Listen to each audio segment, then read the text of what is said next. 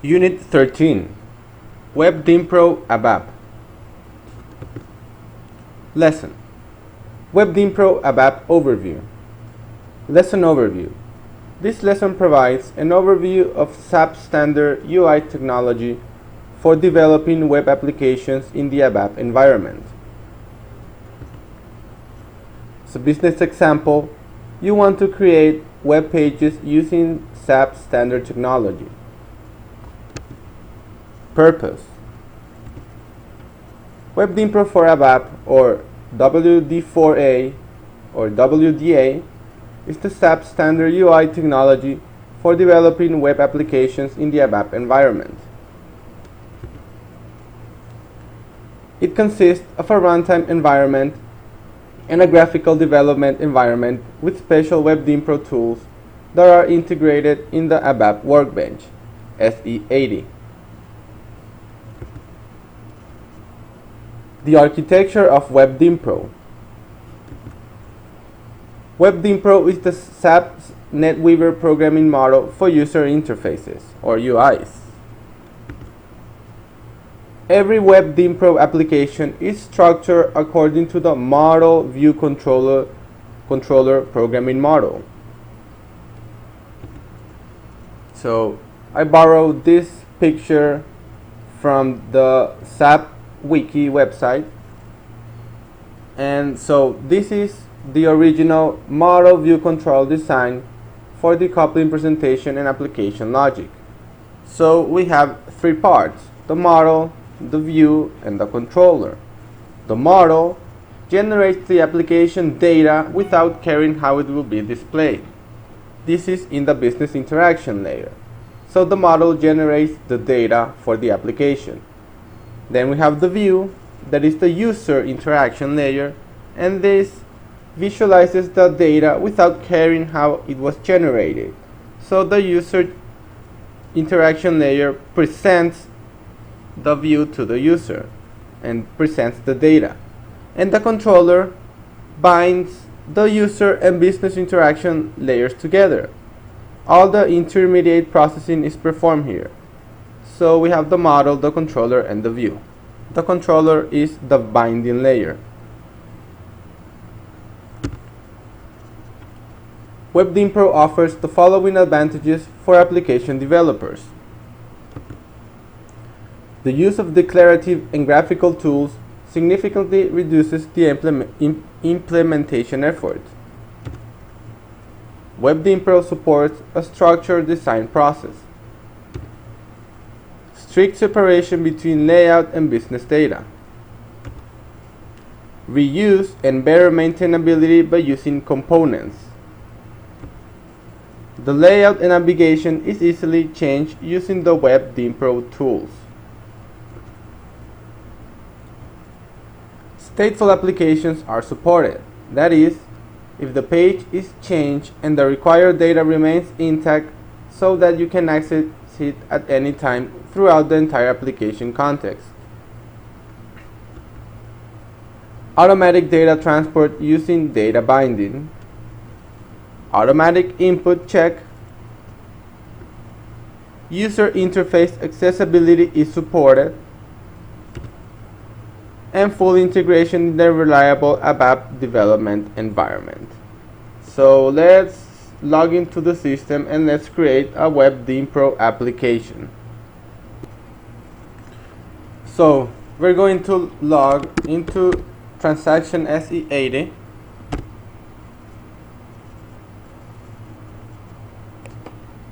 And inside our package, we're going to right click, create,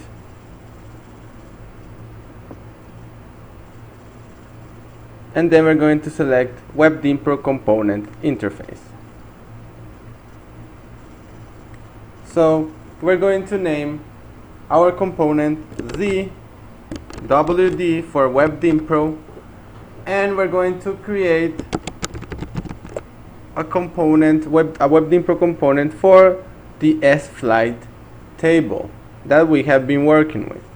So we can call this Dynpro for S-Flight.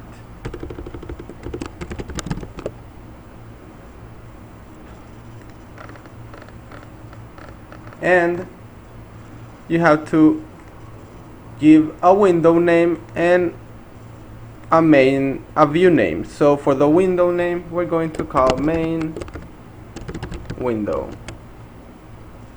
and main view, and we save. We save in our ABAP course and in our request. Remember to always choose a transport request. And we save again the interface.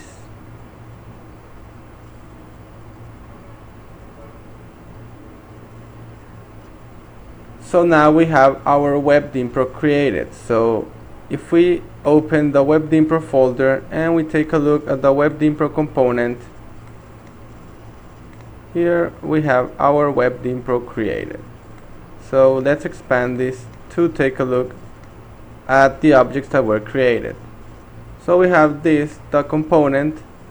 A component controller was created for us. We can double click and navigate to the component controller.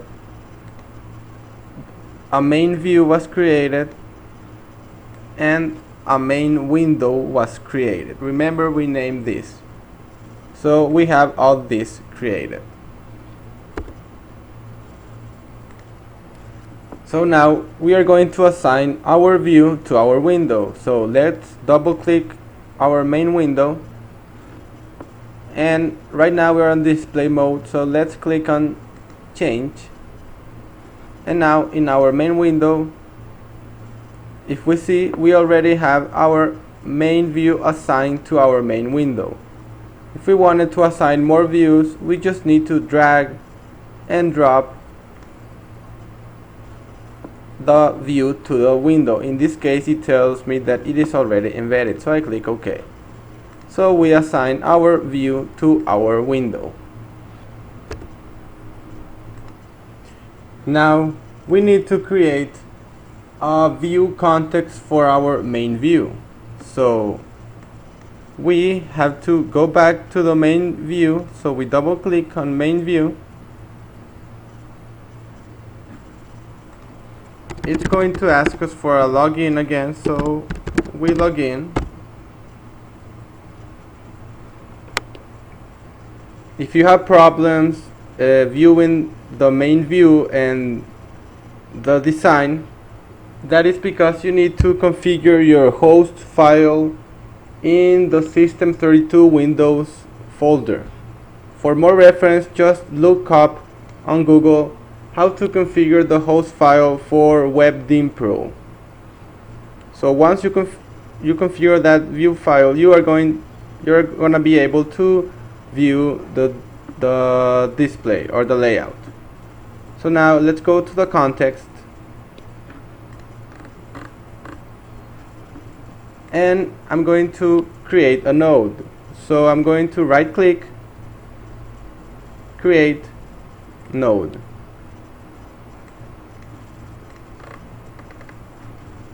And remember, we're going to create a web Dynpro application or component for the sFlight table. So we're going to name this the sFlight node. It asks us for a dictionary structure, so we're going to use the sFlight fields or the sFlight as our dictionary structure. And it is important that we modify the cardinality, because we're going to store this node as a table. We're going to store multiple values. So if we store multiple values in this node, or all the values from the sFlight table, we need the cardinality from 0 to n. This means it can accept 0 inputs or n number of inputs. And we click on add attributes from structure, and we select everything except for the man, or we're going to add it, and we click on OK. So now we added to our node all of the fields from the sFlight table, and as we can see the attribute name, the type of each of the attributes of our node. And our node is with cardinality 0 to n using the dictionary structure sFlight.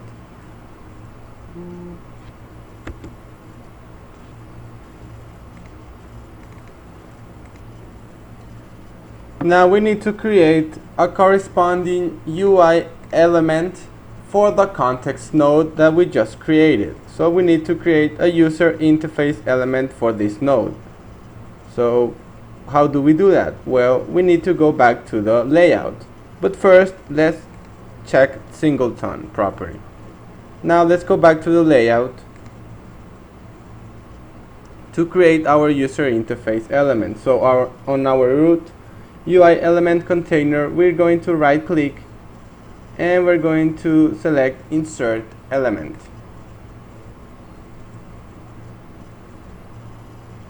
Now the ID is going to be tab sFlight, and the type we're going to insert a table. So we go ahead and look for the table and we click OK. Now we right click on the table and we select create binding, and we click on the context. We select the node. OK. So now we created the binding for our UI element or user interface element or table with our context node that we created.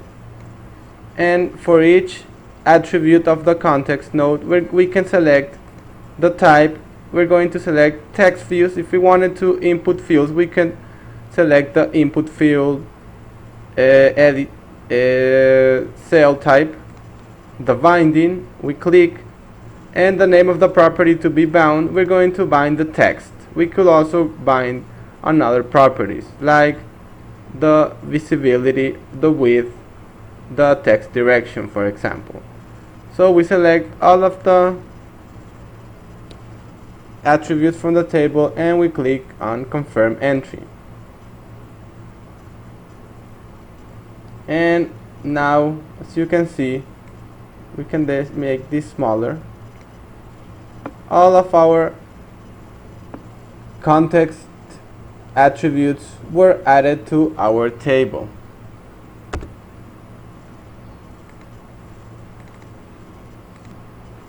So now, once we have our table, we're going to name our table. So we go back to the right part and we're going to minimize all the fields. We minimize everything. And on the caption, this is the caption of the table. On the property text, we're going to enter flights and enter. So you can save your project and activate it.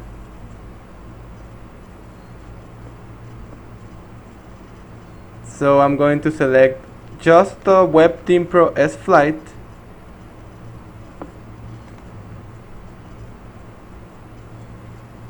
I have an error.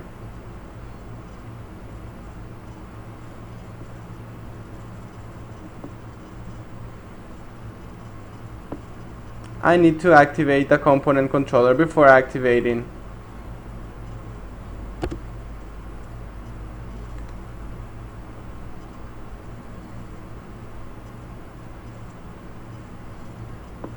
So I need to activate everything. So I double click, activate.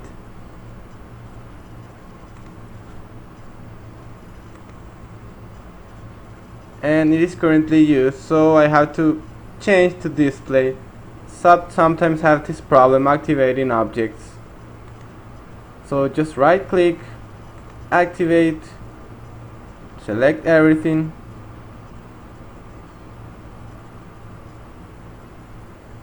and now it is activating. As you can see, I didn't have any error really. It was just SAP making up errors because it couldn't activate all the objects at the same time. So to make sure it activates all the objects at the same time, I can right click and choose activate. Now let's code to retrieve the information from the table. So on the view, we go to the Methods tab, and we're going to code on the init wdo-init method. This is the method that is executed whenever our view is initialized. So the first time our view is displayed on the screen, this method runs automatically. So we're going to add some code in this method so that it gets executed when our view is running or is displayed.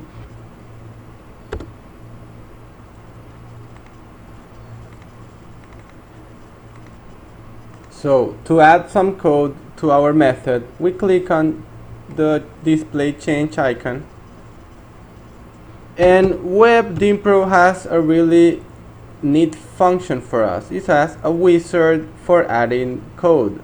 So we want to populate our table, for example. We can use the wizard to write that code. So we click on Web Dynpro Code Wizard, and what we want to do here, we have the context and the general tab. We can do all of these options, but right now we want to do is set a stable operation, a node or an attribute. So I select from the context my node where I want to store my information into,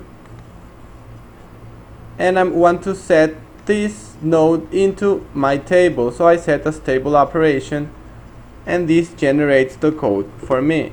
So I erase this that I don't need because it is commented code, and as you can see, it declares two variables: a node type ref to this interface class, and a local table type our elements flight node. So this internal table is declared as the same type of our context node. So first, our code navigates to our node and it obtains the reference of the node, and then it binds the internal table to the node so that it is displayed to the screen after that. But in this case, at this point, the internal table is empty, so we need to populate our internal table. So we perform a select everything from the sFlight table into table lt sFlight node. So after we populate our internal table, we can go ahead and bind our table into our node. So using the wizard and some manual coding, we can build Web Dynpro applications. So we check the syntax and we go ahead and activate. Now we want to test our Web Dynpro. But we need to create a Web Dynpro application. Right now we have our Web Dynpro component. So now we right-click our Web Dynpro component to create our Web Dynpro application, so we can run the application in our local browser or our current browser. So I right-click, and it's taking a while.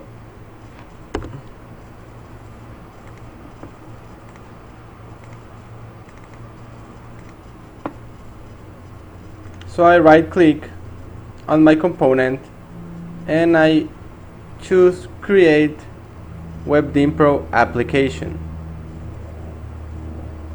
And this is going to create my application. So this is my web application for the sFlight table. I click OK and I save my application. I save on my ABAP course package, and I make sure everything is active. So I activate one more time just to make sure. And now another folder was created for the Web Dynpro application. So to test our application, I open this folder and I open this folder.